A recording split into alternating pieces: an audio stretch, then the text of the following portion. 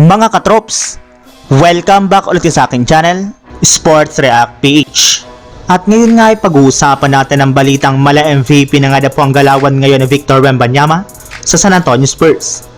Pag-uusapan na rin nga natin dito sa ating panibagong video ang balitang nagulat nga na po ang mga players ng Atlanta Hawks kay LeBron James.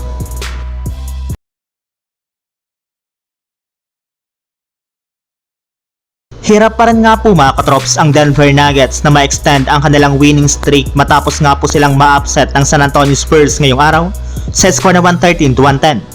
Kahit man nga po nakapagtala dito si Nikola Jokic ng almost triple-double na 41 points, 18 rebounds at 9 assists, ay hindi pa rin nga po nila napaghandaan ng maayos ang mala MVP na offensive display na ipinamalas dito ni Victor Wembanyama sa pagtatala nga po niya ng 35 points, 18 rebounds at 4 assists sa kanyang 14 out of 22 shooting sa field goal.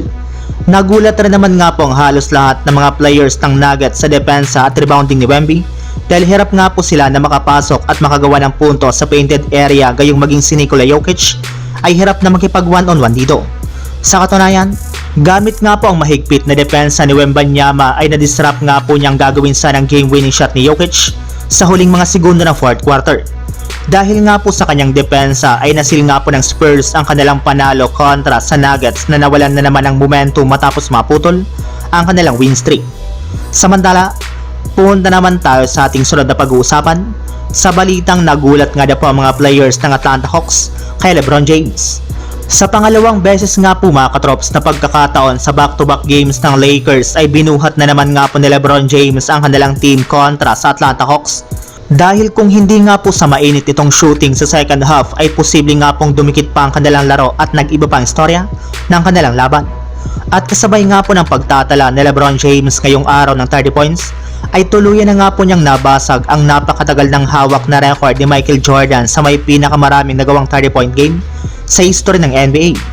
Kaya dahil nga po dyan ay pinagkaguluhan na nga po siyang muli ng mga fans at analyst ngayong araw sa social media. Ito na rin naman nga na po ang nagpapatunay na si LeBron James talagang maituturing na greatest of all time. Maging ang kalabang head coach nga po nila na si Quinn Snyder ng Atlanta Hawks ay sobrang humanga sa ipinakita nga po nitong performance. Gumawa rin naman nga na po sana ang Hawks ng ilang mga defensive scheme para mapigilan si LeBron, ngunit hindi rin naman nga po ito naging epektibo. Mismong si Trae Young na rin naman nga po mga katrops ang nagsabi sa kanyang post-game interview na hindi nga po siya makapaniwala na 40 ng edad ni LeBron James ngayon. Gayong ibang-iba pa rin naman nga na po talagang galawan nito sa loob ng court. So yun lang mga katrops, ang handog kong story ngayong araw. Sana nag-enjoy kayo, please like and subscribe my YouTube channel, Sports React PH, para sa iba pang story at update patungkol sa NBA. Kita-kits muli sa ating susunod na video.